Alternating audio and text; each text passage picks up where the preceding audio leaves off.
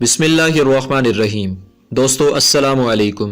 YouTube channel دلچسپ videos میں خوش آمدید۔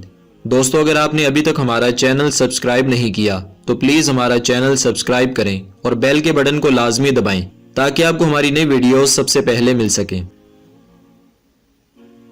دوستو ویڈیو کو شروع کرنے سے پہلے ہم آپ کو سیاحت کی تعریف بیان کرتے ہیں۔ سیاحت کا معنی ہے سفر یا سیر۔ سیاحت کو فی زمانہ صرف سیر و تفریح تصور کیا جاتا ہے، لیکن اگر ہم قدیم سیاحوں کے سفر ناموں کا مطالعہ کریں تو معلوم ہوتا ہے کہ ان سیاحوں نے قرآن پاک کے حکم سیروا فی الارض کی اتباع میں سفر اختیار کیے، جس کا ترجمہ اور مفہوم یہ ہے کہ سیر کرو یا سفر کرو اللہ تعالیٰ کی زمین میں۔ بیشتر سیاحوں نے اپنی سیاحت کا آغاز ارادہ حج بیت اللہ سے کیا اور پھر دنیا کا مشاہدہ کرتے ہوئے اپنے مستقر اصلی کی طرف لوٹے۔ ان سیاحوں کے سفر 7 سال کی مدت سے 30 سال کی مدت پر مشتمل ہیں، جس سے پتہ چلتا ہے کہ وہ اپنے ارادوں میں کس قدر پختہ اور اپنے مقاصد کے حصول کے لیے کس قدر پرعزم تھے۔ اب تک جس قدر مسلم سیاحوں کے سفر نامے دریافت ہوئے ہیں، ان سے یہ بات واضح ہوتی ہے کہ انہوں نے بیشتر ممالک میں رائج علوم و فنون کا جائزہ لیا اور جہاں جہاں ان میں اضافے کی گنجائش تھی اسے پورا کرنے میں اہم کردار ادا کیا۔ ان سیاحوں نے مختلف ممالک کی معاشرت، اقتصادیات، عوامی رویوں، تاریخی واقعات، جغرافیائی محل وقوع، ان علاقوں کے اہل علم کا مختصر تعارف، عوام کے اخلاق و عادات اور جذبات و مشاہدات اور نئے علاقوں کی تلاش اور جستجو کے بیان میں قدیم سیاحوں نے معلومات کو یکجا کر دیا ہے۔ چنانچہ یہ سیاحت نامے اپنے اندر نہ صرف مطالعاتی کشش رکھتے ہیں بلکہ آج بھی نفع بخش ہیں۔ سیاحت اور سفر میں فرق یہ ہے کہ سیاحت مقصدی ہوتی ہے، یعنی اس کا کوئی نہ کوئی مقصد ضرور ہوتا ہے، جبکہ سفر میں خارجی اور ذاتی مجبوری بھی شامل ہوتی ہے۔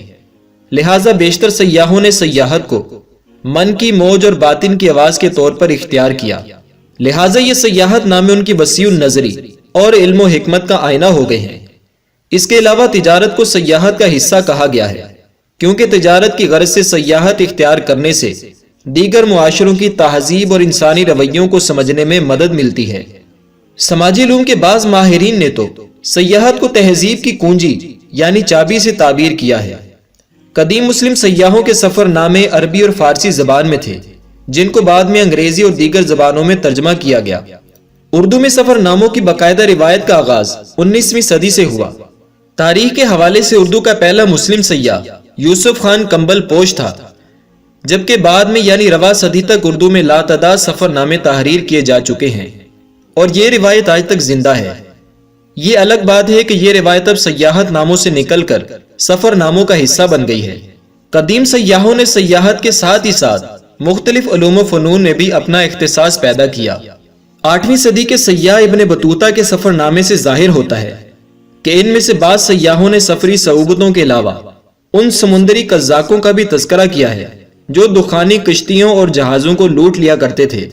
اس اعتبار سے یہ سیاحت نامے مسلمانوں کی علمی اور تحقیقی جد و جہد کی یادگار بھی ہیں۔ دوستو مسلم سیاحوں کے حوالے سے جو شخصیت آج ہماری اس ویڈیو کا موضوع ہے، ان کا نام ابو ریحان محمد ابن احمد البیرونی ہے، جن کا یہاں مختصر سا تعارف پیش کیا جائے گا۔ تو آئیے آج کی اس ویڈیو میں اس عظیم مسلم سیاح کے کارناموں کے بارے میں سنتے ہیں۔ ابو ریحان محمد ابن احمد البیرونی کا زمانہ سن 937 عیسوی سے سن 1048 عیسوی تک کا ہے۔